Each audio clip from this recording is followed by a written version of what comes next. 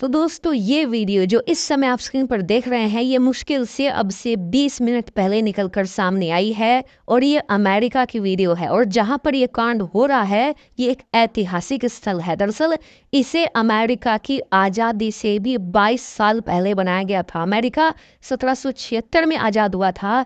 इस स्थल की स्थापना 1754 में हुई थी और यकीन मानिए इन फुटेज को देखकर अमेरिका के तमाम लोग, चाहे वो सत्ता के पक्ष वाले हों या फिर विरोधी पार्टी वाले हों, सब कह रहे हैं कि ये हमारे पतन की शुरुआत है।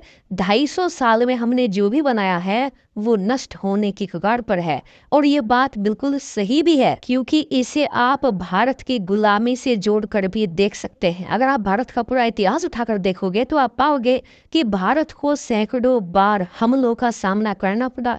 विदेशी आक्रांत आए, भारत को लूट कर चले गए, लेकिन भारत पर कोई भी इफेक्ट नहीं पड़ा। कुछ ही सालों में भारत फिर से रिकवर हो जाता था, फिर से सोने की चिड़िया बन जाता था। लेकिन जिस दिन विदेशी आक्रांताओं ने भारत के नालंदा विश्वविद्यालय को निशाना बनाया और उसे तहस नहस कर दिया, जो कि उस वक्त पूरी दुनिया में शिक्षा का केंद्र हुआ करता था, उसी दिन से भारत का ऐसा पतन शुरू हुआ कि आने वाले दशकों लग गए भारत को फिर से खड़ा करने में। ठीक यही अमेरिका में हो रहा है। अमेरिका के जो विश्वविद्यालय हैं, जो अमेरिका की ताकत का, शक्ति का, उसे सुपर पावर बनाने का केंद्र रहे हैं पिछले 250 सालों में, जिनमें से कई तो अमेरिका के बनने से भी पुराने हैं, जैसे कि कोलंबिया विश्वविद्यालय।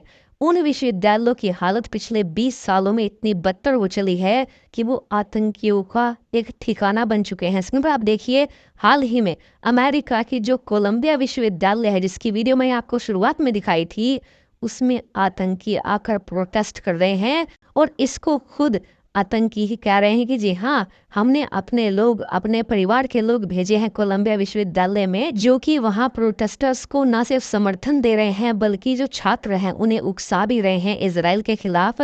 और इसे अमेरिकी सरकार ने इतने घटिया तरीके से हैंडल किया है कि आप सोच भी नहीं सकते। दरअसल इस पूरे मामले को सोफिस्टिकेटेड वे में भी पूरी तरीके से हैंडल किया जा सकता था, लेकिन अमेरिकी सरकार ने बल का प्रयोग चुना और अब से कुछ ही मिनटों पहले सैकड़ों नहीं हजारों की संख्या में अमेरिकी सुरक्षा कर्मी, जिसमें से कई सेना के लोग थे और कई तो ऐसे थे जो कि पुलिस डिपार्टमेंट के हाई ऑफिशियल रैंकिंग वाले अफसर थे, उन सभी को घुसा दिया कोलंबिया विश्वविद्यालय में। जैसा कि आप स्क्रीन पर देख सकते हैं, साफ ऐसा लग रहा है जैसे कि ये पुलिस नहीं, गुंडों की फौज है जो विश्वविद्यालय में तोड़ फोड़ कर रही है, छात्रों को घसीट रही है, पीट रही है। और आपको बता दूं कि भले ये वो छात्र हों जो इजराइल का विरोध कर रहे हैं, लेकिन ये वही लोग हैं जो कि अमेरिकी सेना के लिए एडवांस हथियार तैयार करते हैं, इनकी अर्थव्यवस्था को मजबूत बनाते हैं, इनके डॉलर को शक्तिशाली बनाते हैं। और अगर आपको लग रहा है कि एक विश्वविद्यालय क्या ही असर डालेगा, तो मैं आपको एक उदाहरण दे दूं कि इस कोलंबिया विश्वविद्यालय का पिछले 1 साल का बजट